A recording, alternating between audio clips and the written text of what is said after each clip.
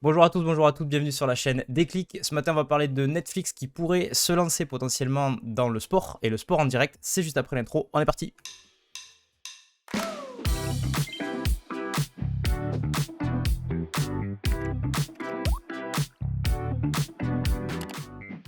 Alors les amis, ce matin, on va attaquer du coup avec un premier article, l'article de Numérama.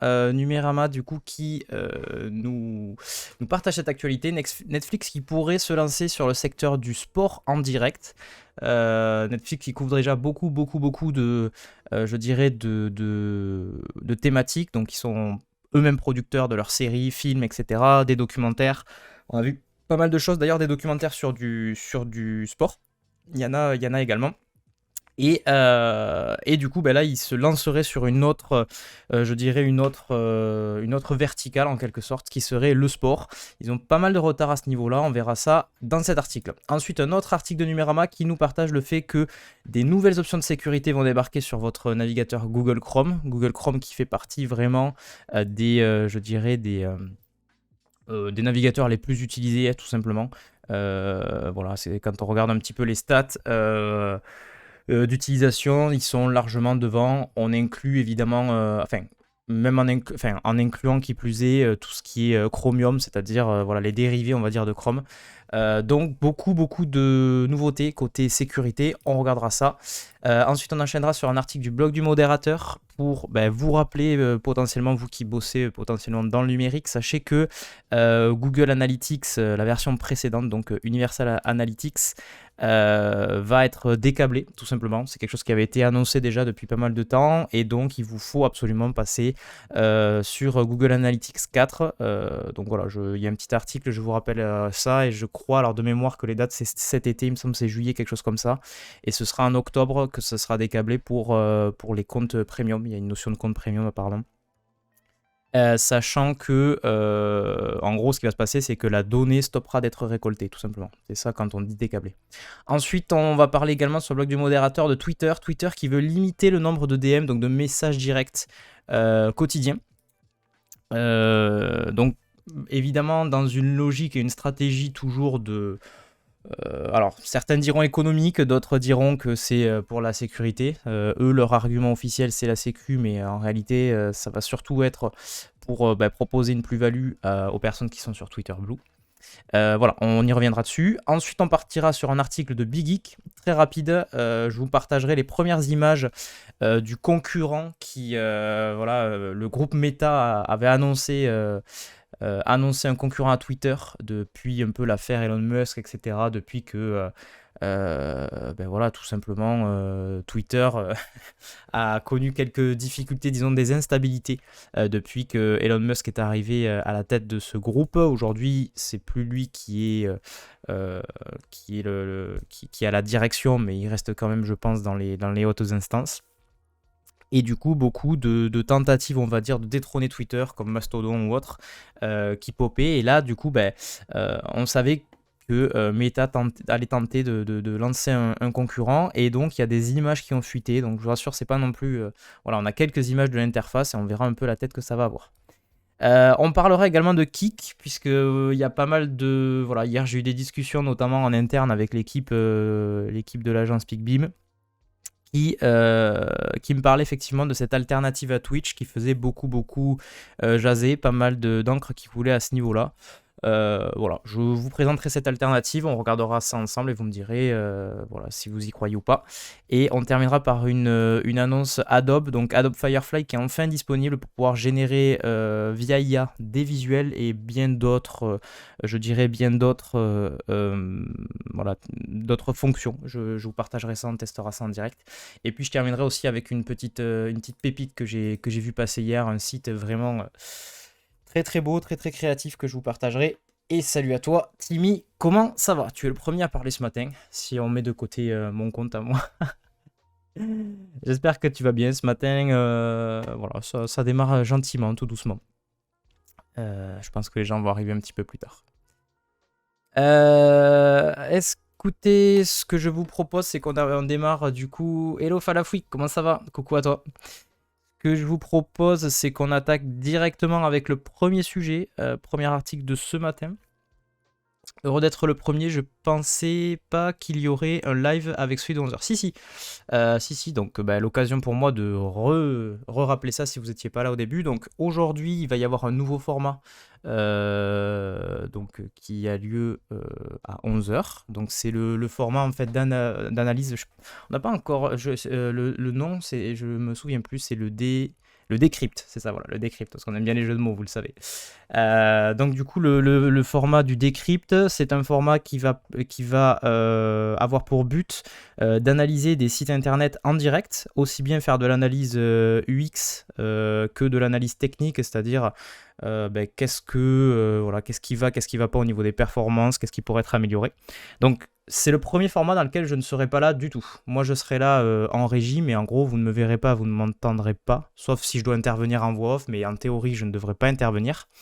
Et donc, ça sera assuré et animé par Benoît, donc Benta dans le chat, et Sébastien Tortue qu'on avait reçu lors d'une interview. Voilà. Donc, c'est à 11h, ça sera certainement un format d'environ 1 heure à peu près, donc jusqu'à midi, voilà, ça débordera certainement un petit peu, mais vous voyez à peu près. Et du coup, voilà, donc une fois que la matinale est terminée, on se redonne rendez-vous 11h, même endroit, même heure. Hello Bois, comment ça va? Coucou à toi. Qui c'est qui est arrivé encore? Salut JP, comment ça va? Content de te voir ce matin. Voilà les amis, pour la petite annonce. Donc j'espère que vous viendrez nombreux pour ce nouveau format à 11h et puis que vous nous ferez des retours d'expérience. C'est un test, hein, donc on ne dit pas qu'on le conservera. Voilà, le format, vous avez bien vu, par exemple, on avait testé le format. Salut Atomistic, comment ça va? On avait testé le format du jeudi matin qui fonctionnait pas mal, mais sans plus. Après, la problématique qu'on avait, c'est qu'on n'a pas toujours des sujets, donc c'est pas un format qu'on supprime définitivement le jeudi matin, mais peut-être à affiner un peu, à voir. Voilà, donc des fois on teste des formats comme ça, on voit ce qui fonctionne, ce qui fonctionne pas. Alors les amis, on attaque avec le premier sujet. Atomisty, on parlera je pense que tu as dû voir la grosse sortie hier du nouveau site Immersive Garden. On regardera ça en fin de stream tous ensemble, je vous partagerai pour celles et ceux qui ne l'ont pas vu parce que c'est une dinguerie. Alors on commence avec le premier article les amis, on va commencer du coup avec un article de Numérama et donc cette nouvelle Netflix qui pourrait bientôt diffuser du sport en direct. Donc le marché du sport qui est une verticale qui n'a pas encore été attaquée. Je crois qu'ils ont fait quelques tentatives Netflix, mais ça avait été un peu compliqué dans le sens où faire de la diffusion en direct nécessite une infra qui est quand même bien particulière. Sans compter que en plus de ça, le marché est déjà un peu attaqué par certains de leurs concurrents. Hein, Amazon Prime, par exemple, il y a un abonnement Ligue 1 qui est déjà en place. Je crois qu'Apple aussi a fait pareil. Je ne sais pas s'ils n'avaient pas acheté les droits. Ils en parlent dans l'article, donc à reconfirmer. Mais il me semble qu'ils avaient acheté les droits pour la ligue de foot américaine, je crois. Enfin bon, je suis plus sûr, mais en gros, voilà, ils sont un petit peu à la bourre sur tout ça. Et donc, ils attaqueraient cette verticale. Donc, je lis rapidement l'article et puis vous me dites ce que vous en pensez dans le chat pour qu'on puisse en débattre juste après. Alors ça commence comme ça, entre les séries, les documentaires, les animés, les films ou encore des jeux vidéo, Netflix propose une offre de divertissement riche et variée. Pourtant un élément important semble manquer dans son catalogue, le sport. Dans un article publié le 12 juin par le Wall Street Journal, on apprend que Netflix souhaite se positionner en tant que diffuseur d'une compétition de golf, ce qui serait une première pour lui. L'événement, donc le golf, un test pour Netflix. L'événement choisi par Netflix serait un tournoi de golf avec de nombreuses célébrités telles que des golfeurs professionnels ou des conducteurs de Formule 1. Les candidats qui devraient se retrouver à Las Vegas sont issus des documentaires de Netflix Formula One, Drive to Survive ou Full Swing. Donc en fait, ils ont quand même pardon. Ils ont quand même fait ça dans une espèce de logique quand même, c'est-à-dire qu'ils attaqueraient par des secteurs du sport dont ils ont déjà parlé un peu dans leur documentaire, ce qui permettrait, je pense, aussi de pouvoir faire des petits parallèles. Voilà, j'imagine, je vois bien en plein pendant la diffusion, tiens, regardez tel documentaire justement sur ce que vous êtes en train de regarder, machin. Ça pourrait être assez intéressant de faire des liens comme ça. Un peu comme sur YouTube quand vous avez des petites popines de suggestions ou des infobules. Donc du coup, ils attaqueraient effectivement avec des golfeurs et des conducteurs de Formule 1 en rapport avec des documentaires qu'ils ont déjà tournés, ce qui peut aider à comprendre pourquoi Netflix s'y intéresse particulièrement, c'est ce que dit l'article. Selon le Wall Street Journal, les discussions entre Netflix et les organisateurs du tournoi ne sont qu'à leur début, mais tout porte à croire que Netflix a de grandes chances de réaliser son souhait après des débats qui ont duré plusieurs mois entre les cadres de l'entreprise. Jusqu'à aujourd'hui, Netflix n'a que rarement expérimenté des diffusions en direct, jamais pour du sport, qui nécessite une réalisation plus exigeante, c'est ce que je vous disais. Je pense qu'en termes d'infra, c'est quand même autre chose.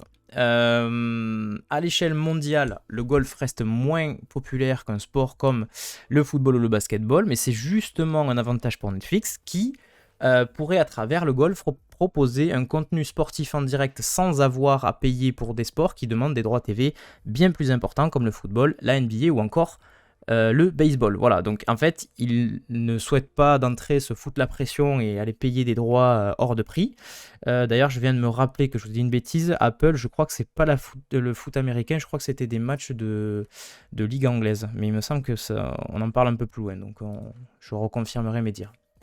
Donc voilà, leur stratégie, c'est de dire on va commencer sur des segments et des secteurs peut-être un peu moins exploités, un peu moins concurrentiels, tels que le golf ou autre, bien que je pense que les droits de golf doivent quand même être relativement élevés, mais on s'engage pas sur des trucs style football, NBA, baseball, etc., qui sont ultra chers, ultra concurrentiels.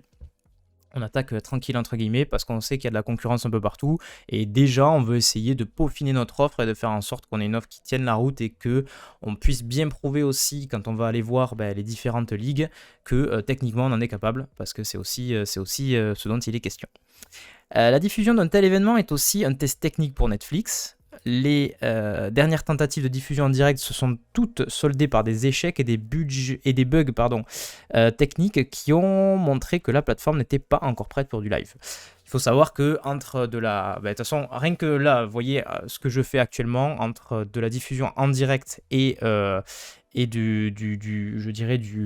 la diffusion en différé. Si vous faites du YouTube ou si vous faites du direct YouTube Live, Facebook Live, Twitch, peu importe, vous verrez que techniquement, ça n'implique pas du tout les mêmes choses. C'est beaucoup plus contraignant.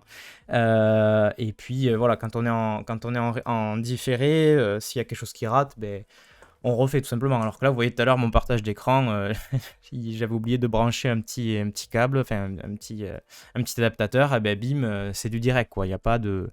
Donc forcément, surtout pour des super productions comme eux, où je pense ils ont nécessité d'avoir une qualité relativement chiadée, etc.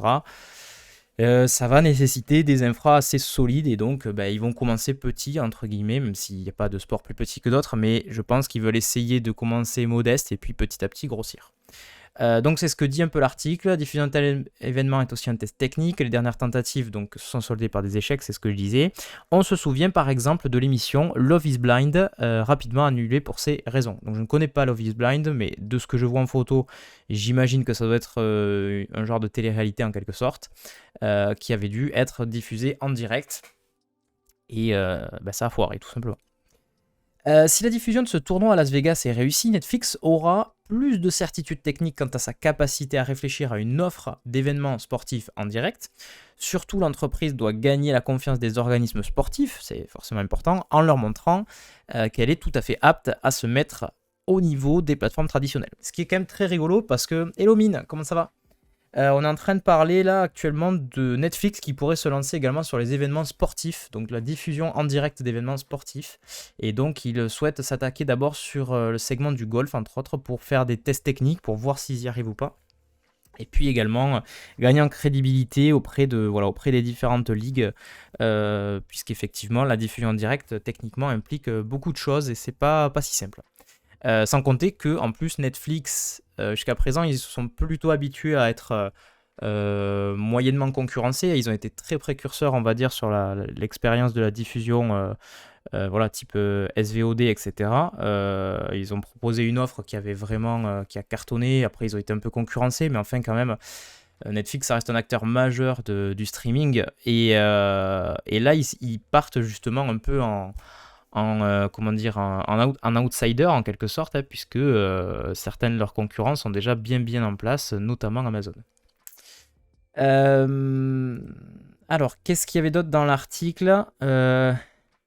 Oui, donc voilà, donc effectivement, ils veulent essayer d'avoir la confiance des organismes sportifs en leur montrant qu'ils sont tout à fait aptes à se mettre au niveau des plateformes traditionnelles. Donc là, je pense qu'ils parlent surtout de la télé. Hello, Jade, merci beaucoup pour le follow. Économiquement, le sport représente aussi une opportunité importante pour la plateforme qui cherche de nouveaux revenus, donc ça c'est aussi important.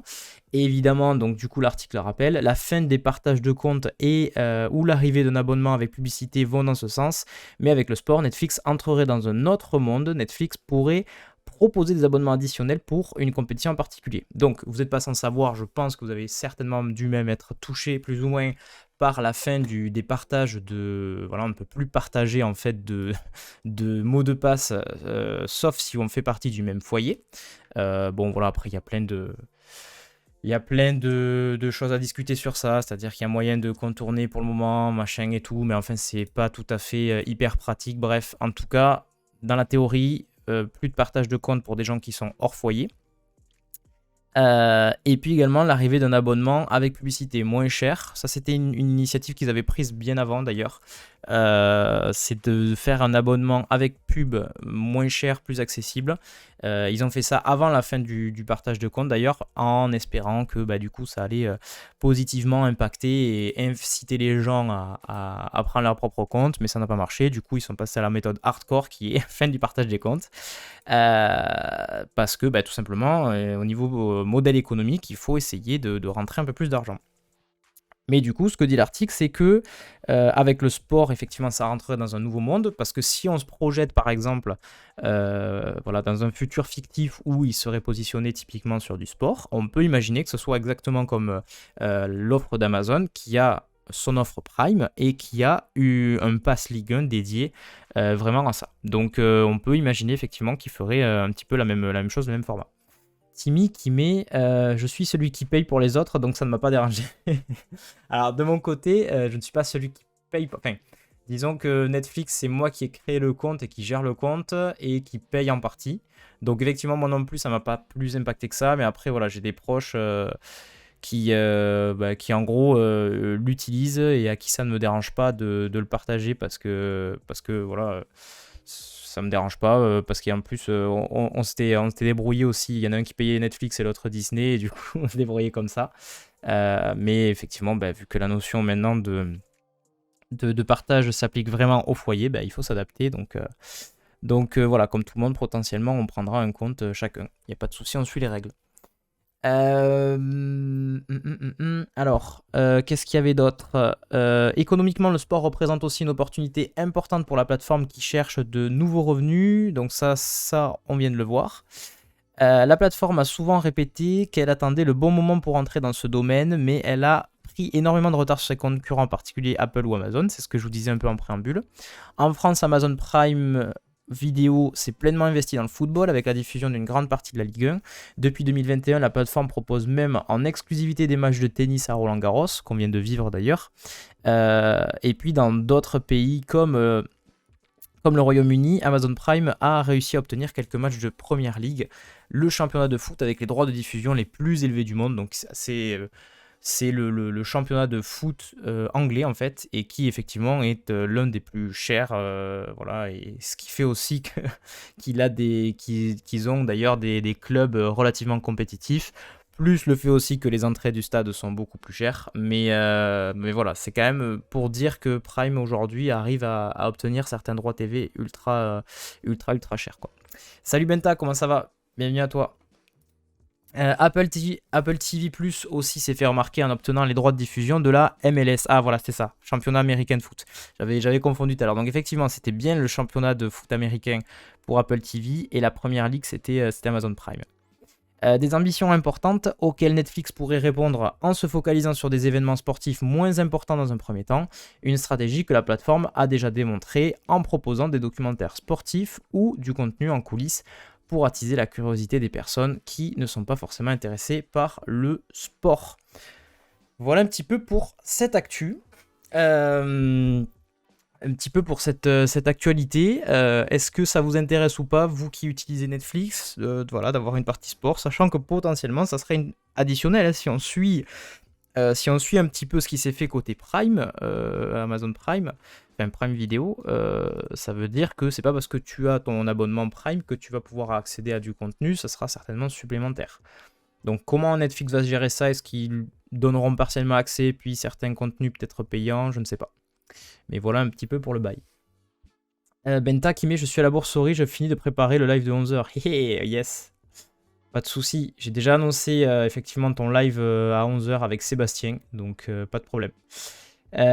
Timmy, j'aimerais beaucoup la NBA ou le hockey, mais les droits sont assez chers. Ouais, et je pense qu'effectivement, si jamais ils arrivent à accéder à ce type de produit, en quelque sorte, effectivement, ben, tu peux t'attendre à devoir payer des droits supplémentaires. Mais voilà. Aujourd'hui, je sais pas comment c'est accessible la NBA ou le hockey. Et je pense que Canal, ils doivent proposer des choses, je suppose. Après, je sais pas si... comment tu t'arrives à regarder quand tu as envie de le regarder en direct ou en différé. Voilà un petit peu pour cette actu. Ma foi forte et intéressante. Ça va être, je pense, un combat assez épique à coup de millions d'euros. Et on verra qui est-ce qui va en sortir gagnant et comment ça va se répartir. Et surtout, moi, ce qui m'intéresse, c'est de voir là. Parce que là, pour le coup, ils vont aller piquer des places de marché, je pense, et de l'audience auprès de personnes qui, finalement, regardaient jusqu'à présent leur sport au travers de plateformes traditionnelles, quoi. Timmy qui met Canal propose les deux, mais c'est un abo en plus. Voilà. Ben, tu vois, typiquement, les gens qui sont sur Canal. Alors, Canal, je crois qu'il y a une offre quand même, sauf erreur de ma part, il y a une offre stream. Salut Xavier, comment ça va? Il y a une offre de stream, donc tu peux potentiellement regarder en direct sur Internet, mais c'est vrai que en faisant ça, Netflix, Amazon, Apple, etc. vont potentiellement piquer des parts de marché et aller grignoter les parts de gâteau, on va dire, de ce secteur-là. Et donc, on peut s'attendre à ce que des gens qui sont plus sur des médias traditionnels, du coup, puissent se retrouver sur des plateformes comme ça. Ça serait un produit d'appel, finalement, aussi, à des gens qui voilà, sont des fans de sport ou autre, même s'ils n'aiment pas le cinéma, etc., ben, peut-être qu'ils vont devoir prendre un abonnement chez Netflix pour regarder le contenu qu'ils aiment, et puis après ils vont découvrir un peu le catalogue Netflix, quoi. On peut s'attendre à ça aussi. Voilà un petit peu. Alors, ce que je vous propose, c'est qu'on enchaîne avec notre article, parce que j'ai quand même pas mal d'actu à vous partager. Autre article de Numérama, du coup, sans transition. On va parler du coup de nouvelles options de sécurité qui vont débarquer sur Google Chrome. Donc Google Chrome, navigateur très utilisé. Je me rends compte que mon micro sature parfois, désolé. Donc Google Chrome, navigateur ultra utilisé. Je crois qu'en termes de part de marché, alors je ne saurais plus vous dire les chiffres exacts, mais je sais que bon, c'est eux qui dominent clairement. Plus le fait qu'effectivement ils ont une base voilà, qu'on appelle Chromium qui est exploitée dans plein d'autres navigateurs. En tout cas, voilà, ça fait partie de ces navigateurs vraiment qui dominent le marché. Et donc si vous utilisez effectivement ce navigateur, sachez que de nouvelles options de sécurité vont débarquer. De ce que j'ai lu un peu de l'article, bon, on va regarder ça ensemble, mais j'ai l'impression qu'ils essayent petit à petit de tendre vers une option gestionnaire de mots de passe, puisqu'ils ont bien vu que la gestion de mots de passe était quelque chose de clé aujourd'hui. Il y a beaucoup d'offres sur le marché de façon annexe, des Dashlane, des OnePassword, etc., des KeePass, etc. Et là, j'ai l'impression qu'avec ces nouveautés, ils tentent de plus en plus à intégrer eux-mêmes leur propre, je dirais, gestionnaire de mots de passe en interne et d'aller au-delà de simplement la petite popine qui enregistre vos mots de passe. Voilà, ils vont essayer d'aller un petit peu plus loin. Ce qui me fait un petit peu bizarre aussi parce que vous n'êtes pas sans savoir qu'il y a une techno qui est en train de se démocratiser de plus en plus qui s'appelle les passkeys. Donc l'intérêt de miser sur du mot de passe, sachant que ça devrait disparaître potentiellement, voilà, je sais pas. Après peut-être qu'ils arriveront à le transformer assez facilement de mot de passe vers passkey, mais bon voilà. Je commence à lire l'article, vous me dites ce que vous en pensez. Donc Google a annoncé le 8 juin 5 nouvelles options de sécurité pour son navigateur Chrome, en commençant par le gestionnaire de mots de passe. Il sera possible de s'authentifier par reconnaissance faciale ou avec empreinte digitale sur PC ou Mac. Alors ça, le côté reconnaissance faciale ou empreinte digitale, je pense que justement c'est fait exprès en prévision des passkeys, puisque le principe des passkeys, c'est que vous allez pouvoir... Oh my god. Bienvenue à tous, merci beaucoup du raid. Hello Sean. Sean du coup qui nous raid avec un groupe de 100 personnes. Merci beaucoup Sean de venir un peu bouger ce stream. Très très content de vous accueillir tous. Je vais faire un petit shootout rapide de I am Sean Red. I am... Attends que j'écris bien parce que sinon... I am Sean Red. C'est bon, j'ai bien écrit. Enfin, je ne voudrais pas me planter. C'est bon, ça va être ça. Merci beaucoup, Sean. Merci. Bienvenue, les amis. Bienvenue sur Déclic. Donc, je me présente rapidement. Donc, moi, c'est Anto. Je fais partie donc, de l'équipe Déclic. Donc, Déclic, c'est un média orienté pour les acteurs du numérique.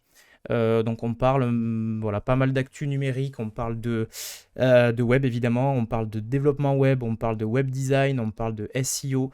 On parle du UX, de social media. Et on a plusieurs formats.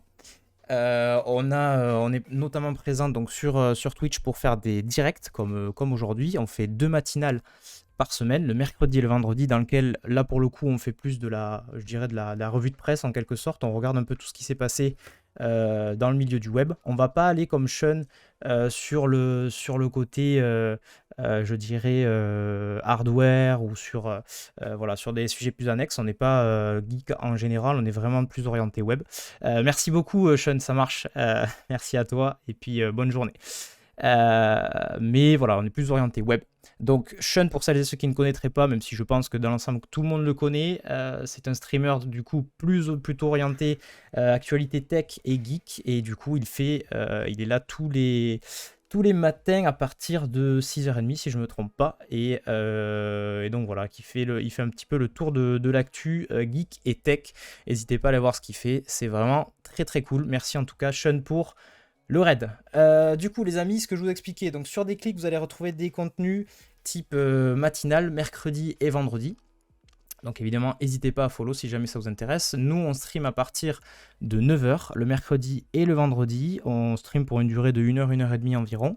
Ensuite, on est également présent sur YouTube, parce qu'on fait énormément aussi d'interviews. On accueille des personnes un petit peu du secteur qui viennent et qui nous parlent voilà, de sujets du moment. Donc je vous partage ça rapidement, vous voyez mon écran.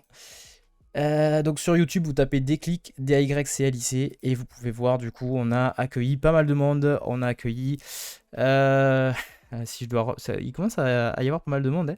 On a accueilli Basti qui est venu nous parler un petit peu de web design et puis de la place aussi de l'IA dans le web design. On a accueilli également Graphicart, que vous connaissez peut-être aussi, plus pour la partie dev. Il est venu nous expliquer un peu... voilà, on a parlé de plein de sujets. Hein. Franchement, je vais pas tout vous résumer ici, mais n'hésitez pas à aller voir les vidéos, il y en a plusieurs. On a accueilli aussi des personnes plus sur la partie no-code. On a accueilli Shubham Sharma, Camille Blanchot et Alexis Kovalenko de la chaîne No Code France, si vous connaissez. Voilà, qui est également venu.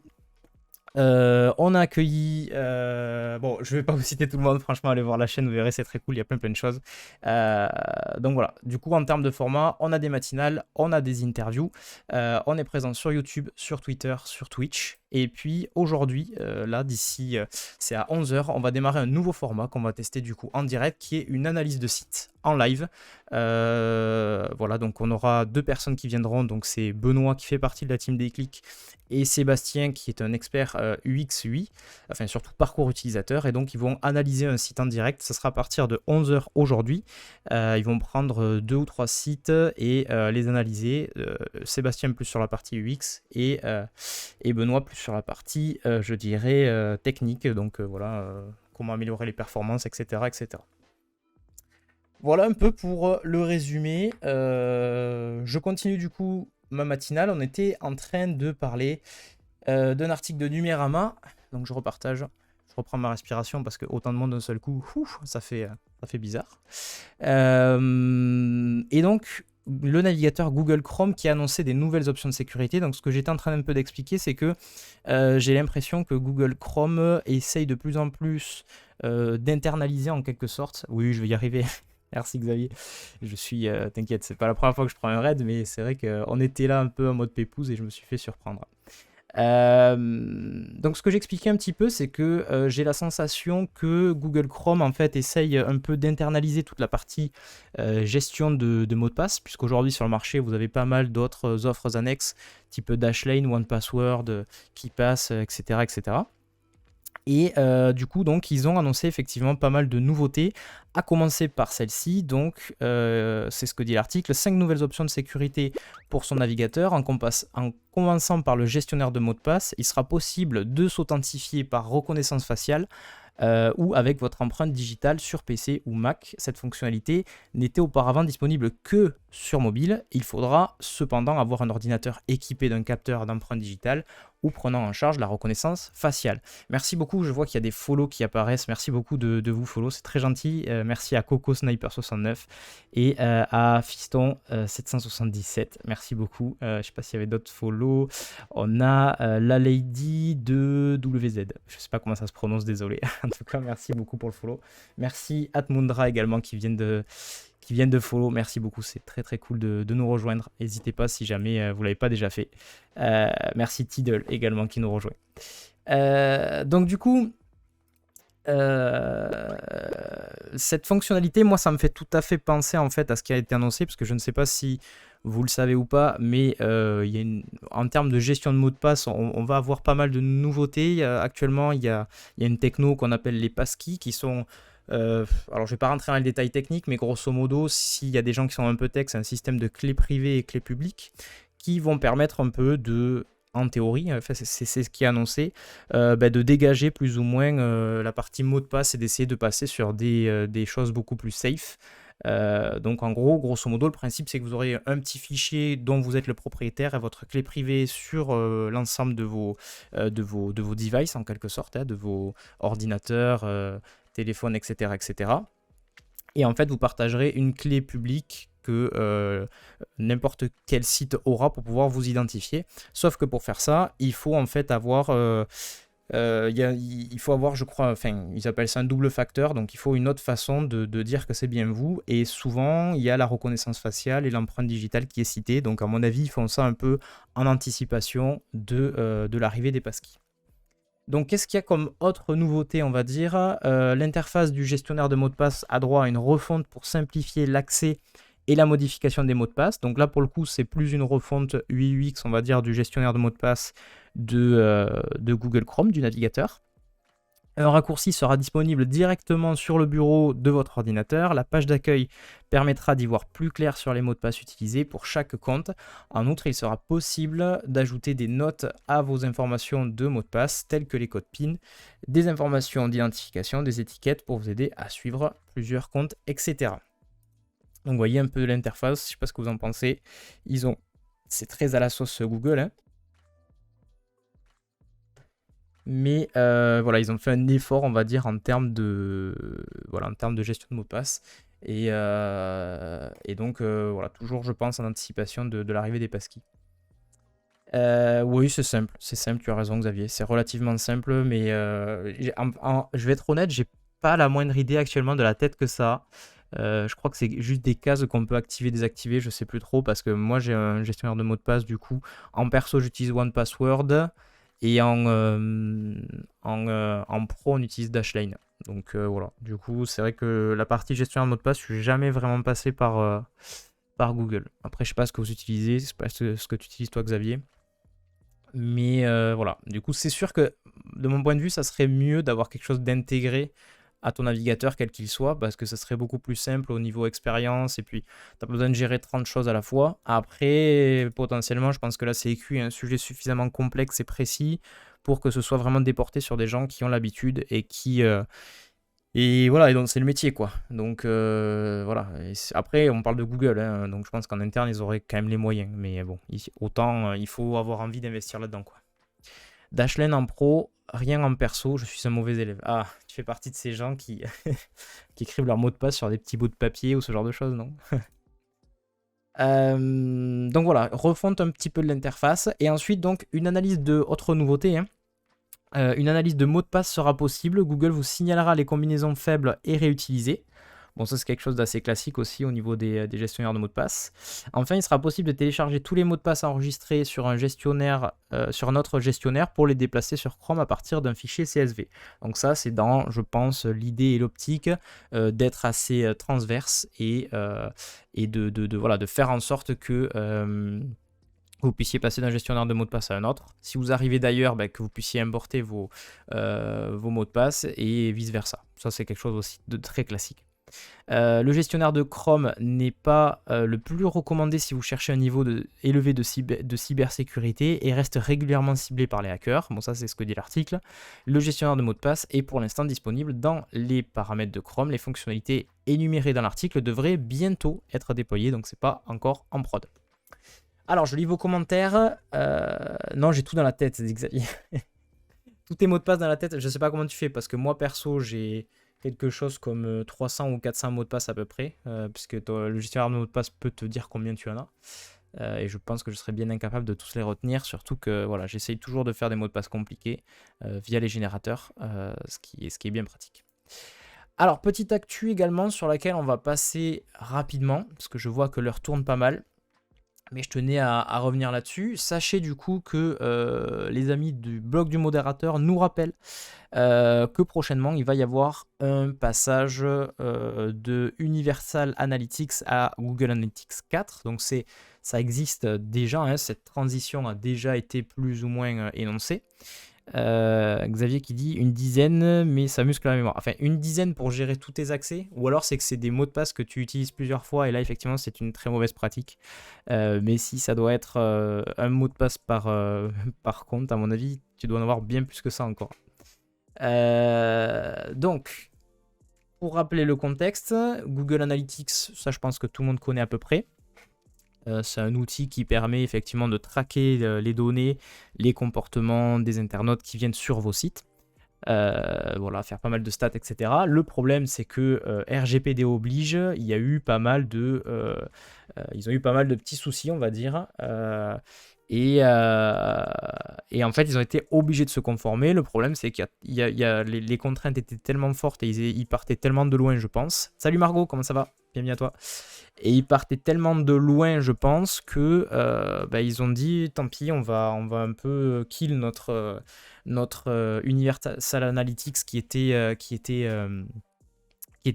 actuellement en place, et on va proposer une nouvelle solution qui sera RGPD friendly, qui est donc Google Analytics 4. Donc ça a été annoncé, je ne sais plus quand, ça a commencé déjà à être en place il y a pas mal de temps. Je sais, dans ma précédente boîte, on avait commencé à le mettre en place, donc je pense que ça a au moins 1 an ou 2, cette affaire.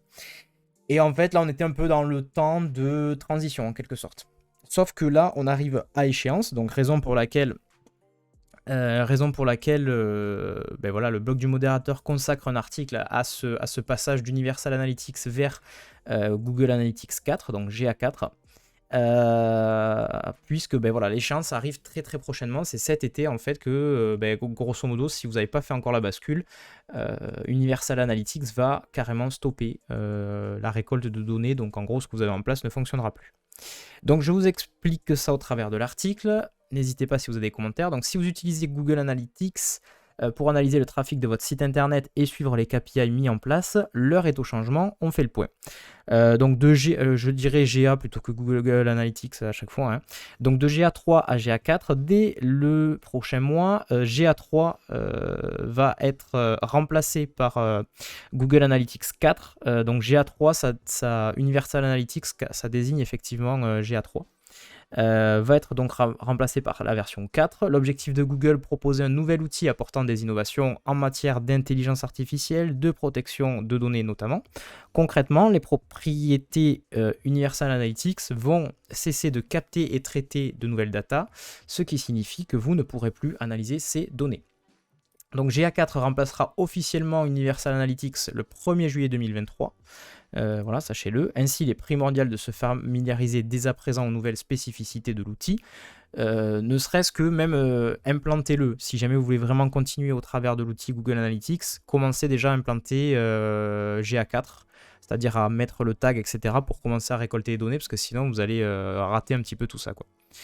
Donc, à noter que les utilisateurs de la version payante de GA3 ont un délai de 6 mois supplémentaires pour procéder au changement.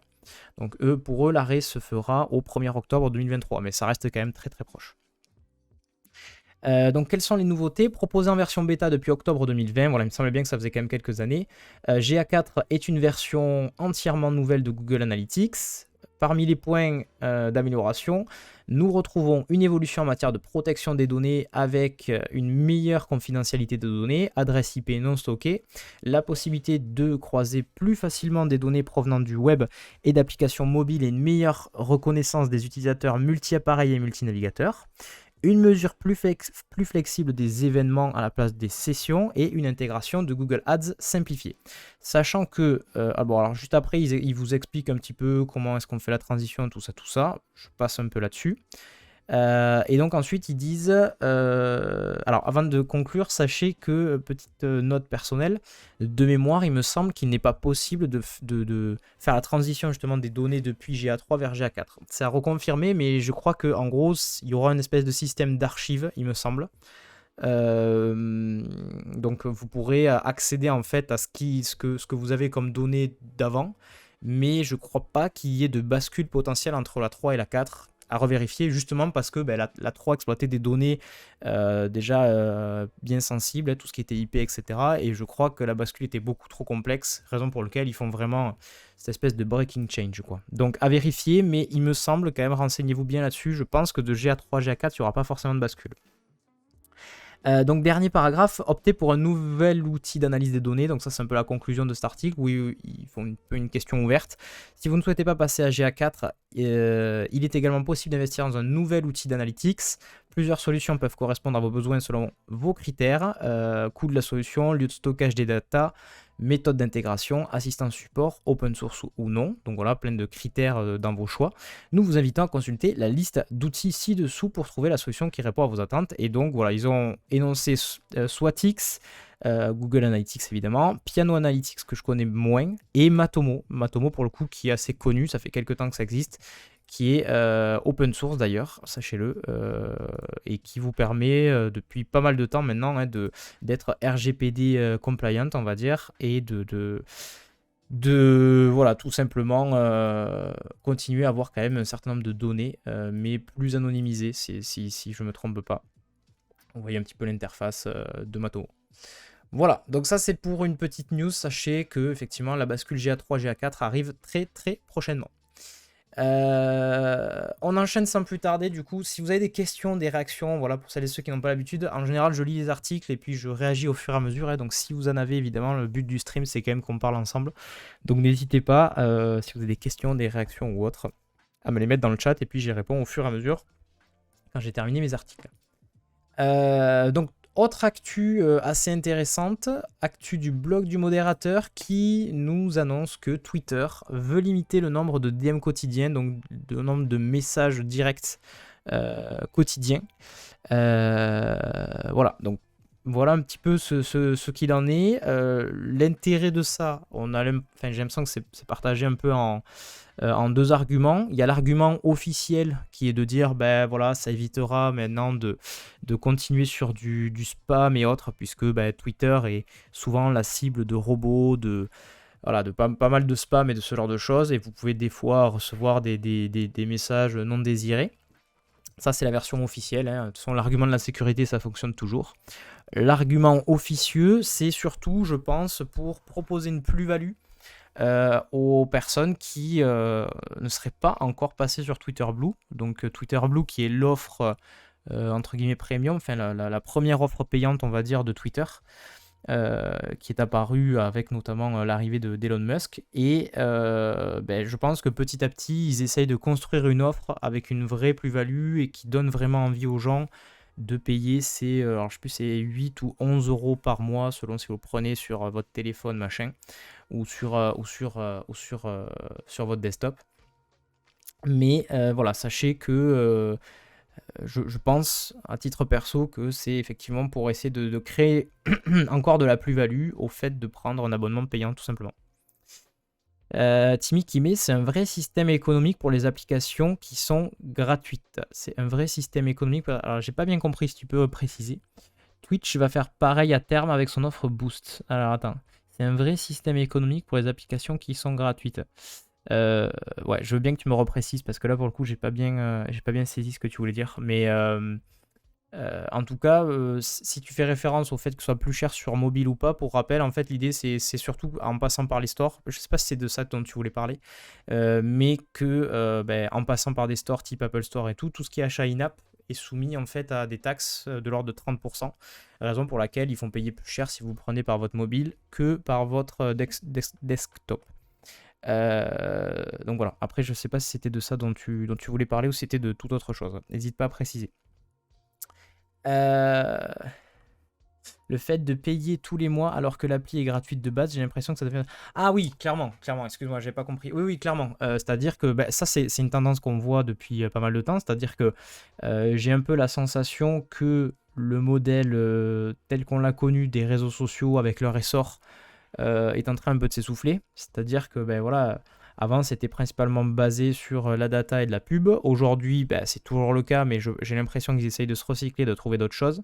Et du fait aussi de l'affaire Twitter qui a fait grand bruit, avec pour une fois quelqu'un qui poussait du coup une idée un peu différente d'avoir un modèle économique basé sur un abonnement payant et non plus exclusivement de la gratuité, je pense qu'il y a beaucoup de gens qui sont engagés là-dedans. On l'a vu notamment aussi au niveau des API avec l'affaire Reddit dont je vous ai parlé la dernière fois. Reddit qui passe ses API en payant alors que jusqu'à présent c'était gratuit, pareil, c'est Twitter qui a commencé par rendre ça payant. Donc voilà, vu que c'est un acteur majeur avec un leader, je dirais. Hello Mix, merci beaucoup pour le follow. Vu que c'est un acteur majeur Twitter encore aujourd'hui avec un leader d'opinion, qu'on aime ou qu'on n'aime pas, mais un leader d'opinion qui est Elon Musk, je pense que beaucoup de gens du coup se sont engagés dans cette faille-là pour essayer eux-mêmes d'en tirer profit et de monter un modèle économique. Donc voilà, il y a une grève du coup chez certaines... Ouais, c'est ce qu'on avait annoncé Xavier, c'était la semaine dernière, on en avait parlé, je sais plus si c'était la matinale de mercredi ou de vendredi, je crois que c'était vendredi, il y a effectivement une grève qui avait été annoncée de pas mal de Reddit, justement du fait que les API soient passées payantes et que du coup il y a certains clients comme Apollo par exemple qui sont des clients Reddit, c'est-à-dire des interfaces on va dire pour utiliser Reddit mais en dehors de l'application officielle, qui en gros ne peuvent pas suivre parce que alors, j'ai cru comprendre dans l'article que c'était une personne derrière Apollo, mais peut-être qu'il y en a plusieurs, qui disait en gros ils devaient payer je sais pas combien de millions de dollars et que c'était juste impossible quoi pour eux. Et en plus il disait on utilise je sais plus quel autre réseau social qui en gros nous fournit le même trafic en termes d'appel API, mais c'était beaucoup moins cher, c'était de l'ordre de 100 ou 150 par mois, un truc comme ça, alors que là on leur demandait je sais plus c'était en milliers ou en millions d'euros quoi. Donc effectivement c'est un peu dommage parce que je pense que les clients Reddit tels que Apollo ou toutes ces solutions un peu annexes qui se développent font aussi un peu le succès de Reddit dans ce cas-ci, mais de manière globale c'est pareil. Twitter, il y a aussi des clients Twitter qui sont montés. Quand on dit des clients, en fait, c'est des applications qui vont exploiter les données de Twitter ou de Reddit, mais qui vont avoir leur propre interface en quelque sorte. Et je pense que ça contribue fatalement à l'explosion et à l'utilisation du réseau, quoi. Donc c'est un peu dommage de leur couper l'herbe sous le pied plutôt que d'essayer de négocier avec eux et de dire bon voilà, vous nous aidez tous les jours à avoir X internautes, essayons de trouver un accord, quoi. Donc voilà. Bref, tout ça pour dire quoi? Tout ça pour dire du coup que Twitter, eux, veulent limiter le nombre de DM quotidiens. Alors, l'article dit ceci: bientôt les comptes ne disposant pas d'un abonnement à Twitter Blue verront leur nombre de messages privés quotidiens limité sur l'application. Selon Alessandro Paluzzi, la restriction serait actuellement fixée à 500 DM par jour, mais le développeur présume que ce nombre pourrait être abaissé par la suite. Une fois les utilisateurs arrivés à la limite de DM quotidien, l'application leur enverrait ainsi un message visant à les inciter à s'abonner à Twitter Blue. Voilà, donc effectivement, je pense qu'en fait, c'est plutôt assumé. Cette limite du nombre de DM n'est pas la seule que s'apprête à imposer le réseau social. Les utilisateurs n'ayant pas souscrit à la version payante ne pourront bientôt plus envoyer de demandes de messages privés aux comptes qui ne les suivent pas. Les abonnés au programme Twitter Blue seront également les seuls à pouvoir ajouter des personnes qui ne les suivent pas dans un groupe. Donc voilà, il y a beaucoup de choses qui vont faire que les gens vont s'abonner plus ou moins à Twitter Blue s'ils veulent continuer à profiter des fonctionnalités basiques. Cette nouveauté apportera probablement d'importantes modifications dans la manière d'interagir sur Twitter, notamment pour les entreprises utilisant le réseau social comme un service client, évidemment, parce qu'il y a des boîtes aujourd'hui qui se servent de Twitter pour pouvoir échanger avec leurs clients tout simplement, donc eux seront un peu obligés d'y passer. Ou également pour les créateurs de la plateforme ayant l'habitude de répondre aux messages provenant de leurs abonnés, aka je dirais les influenceurs, etc. etc.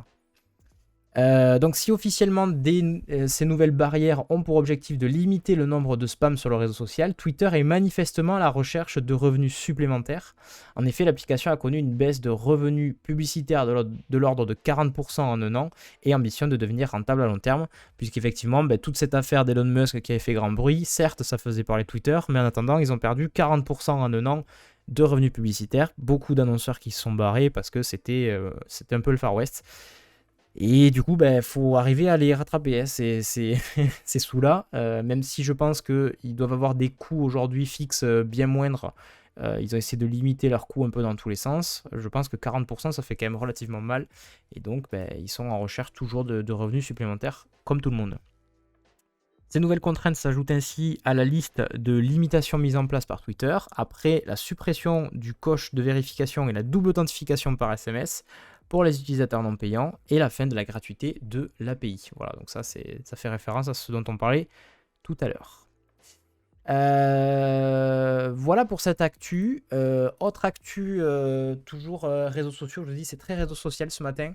On va passer très rapidement dessus. Donc Big Geek qui montre les premières images du Twitter à la sauce Instagram. Donc pour rappel, Meta, donc le groupe qui détient Instagram, WhatsApp et Facebook, entre autres, projette de lancer un concurrent à Twitter, justement du fait que beaucoup de gens se barrent de Twitter et cherchent des alternatives. Et donc il y avait ce projet nommé projet, alors je crois que c'était P92, un truc comme ça le nom, ouais c'est ça, projet 92, qui a aussi été appelé Barcelona si je ne me trompe pas. Bref, en tout cas, des annonces de l'interface ont été faites. Il y a eu des réunions en interne, enfin voilà, des espèces d'annonces en interne avec des partages de ce que sera potentiellement l'interface de ce nouveau projet, de ce nouveau réseau social. Et évidemment, il y a eu des photos, des choses qui ont fuité. Donc c'est ce qu'explique l'article de biggeek.fr. Pendant une réunion interne ce jeudi, le directeur produit de Meta, Chris Cox, présentait un certain nombre de maquettes montrant l'interface aux employés présents et ceux-ci se sont rapidement retrouvés en ligne. L'existence du projet avait été officiellement confirmée en mars dernier lorsque la fibre de Menlo Park déclarait à des journalistes: nous explorons l'idée d'un réseau social décentralisé. Rappelez-vous, Web3, tout ça, tout ce que j'ai parlé la semaine dernière. Donc un réseau social décentralisé, autonome, pour partager des publications textuelles. Nous pensons qu'il y a une opportunité pour un espace dédié dans lequel les créateurs et les personnalités publiques pourraient partager des publications sur leur centre d'intérêt. Ça, c'est une citation. Un ensemble de design partagé en interne en mai s'est d'ailleurs retrouvé en ligne. Donc, je vous montre rapidement la tête que ça devrait avoir. Voilà, j'espère que vous voyez bien.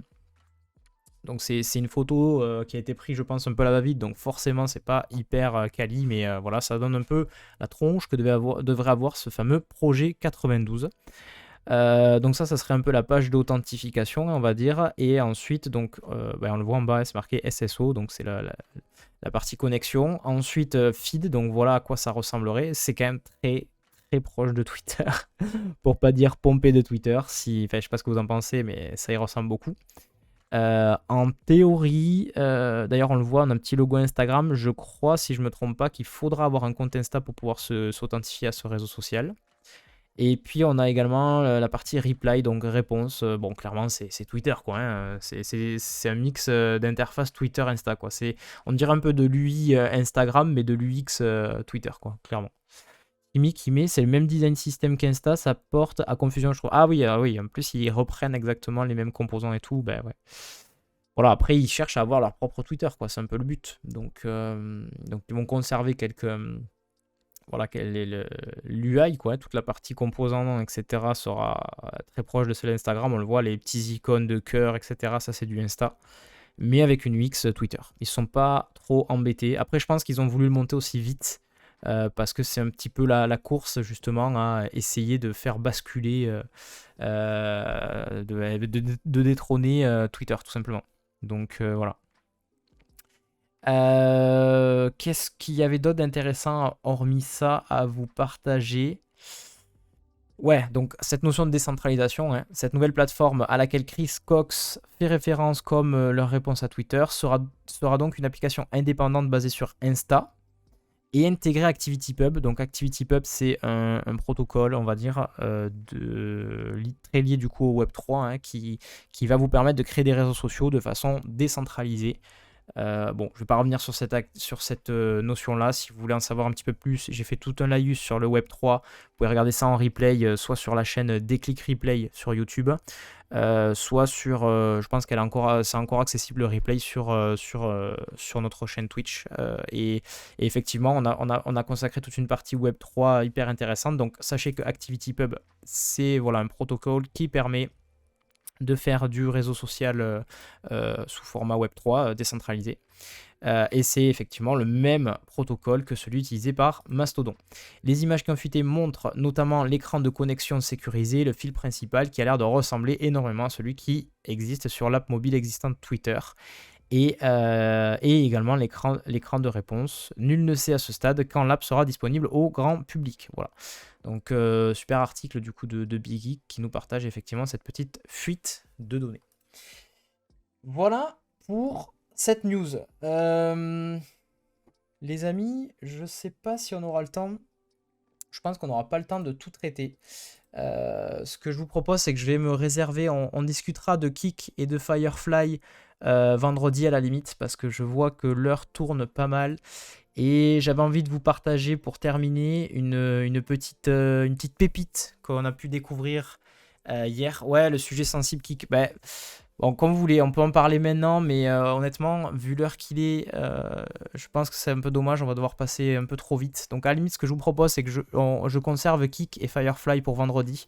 On en parlera tous ensemble. Et là, à la limite, ce que je vais vous partager, je voulais vous partager un site qui est sorti hier, donc d'un studio français qui est hyper cool. Donc pour celles et ceux qui ne savent pas, l'une de mes grandes passions également, en plus du web, c'est un secteur assez précis qu'on appelle le web créatif, qui on va dire vise à créer des expériences basées sur du web, mais beaucoup plus immersives et voilà, avec des grosses animes, etc. Voilà, et donc du coup, ben, je suis énormément tout ce qui se passe, et donc il y a un studio français qui a sorti hier une XP relativement cool, pour pas dire complètement badass. Et donc c'est un studio qui s'appelle Immersive Garden, qui est basé ils sont basés du coup à Paris, en France. Et donc ils ont sorti ce site, donc je vais vous partager rapidement si ça vous va. Comme ça, ben, je trouve ça bien de temps en temps de partager des petits rêves pour vous montrer un peu ce qu'on est capable de faire sur du web. Donc ce que je vous propose à la limite, c'est que je vais le mettre en plein écran. Comme ça au moins vous découvrez vite fait le site, et puis après comme ça je pourrai rapidement vous le commenter. Alors je vais juste regarder que mon son sorte bien. Hop. Que je dise pas de bêtises. Donc le site est sorti hier. Je pourrais vous expliquer rapidement au niveau des technos qui sont utilisés, etc. Mais voilà. Attendez, il faut que je fasse un test son pour être sûr par contre qu'on entend bien. Je sais pas si je teste ça par exemple. Est-ce que j'entends quelque chose? Non, je n'entends rien. Si, c'est bon, ça marche, parfait. Alors, ce que je vous propose du coup, je passe en plein écran. N'hésitez pas à regarder parce que ça va vraiment se passer sur l'écran pour voir. Je vais mettre le son en même temps parce que c'est un site qui a du son. Ça, c'est souvent le cas en fait dans les sites immersifs. Et puis, je vous montre un peu ça, je navigue et vous me direz ce que vous en pensez. Allez, à tout de suite.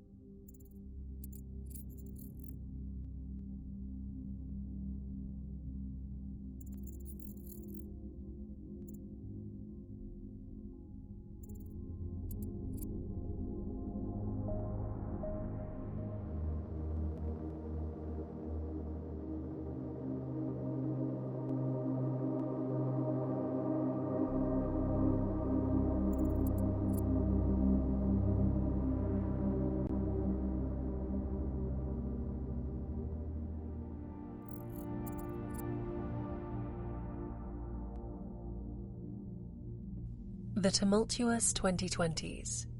Nations vying for the upper hand. Temperatures slowly rising. In 2027, the Children of Tomb were formed. Mostly teenagers and children, angry at those they saw as consuming the world.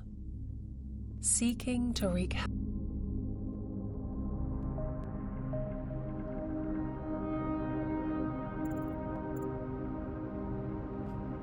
Voilà, je vais rebaisser un petit peu le son. Voilà pour le partage de ce site. Donc le site, je vous rappelle, a été réalisé par un studio qui s'appelle Immersive Garden. Si vous vous intéressez un petit peu au web créatif, surtout allez les suivre parce qu'ils font partie des grosses refs. Il y en a beaucoup d'autres, hein, notamment en France. Mais sachez qu'eux, ils font vraiment partie des grosses refs. Voilà, c'est une tuerie quoi. Vraiment, le site est très très cool. Je vous partage ça dans le chat. Je vais le partager, je pense, sur notre Discord. Comme ça, tout le monde y aura accès. Je vais vite fait couper le son. Voilà. Mais voilà, au niveau des technos, pour celles et ceux qui ne connaissent pas, sachez que généralement, ce qui est utilisé derrière, c'est une techno qu'on appelle le WebGL, qui est donc une espèce d'API en quelque sorte, qui permet d'accéder à ce qu'on appelle l'OpenGL. Donc c'est une techno qui exploite notamment la puissance de la carte graphique pour pouvoir faire des choses assez poussées en termes d'animation, notamment de la 3D, ce genre de choses.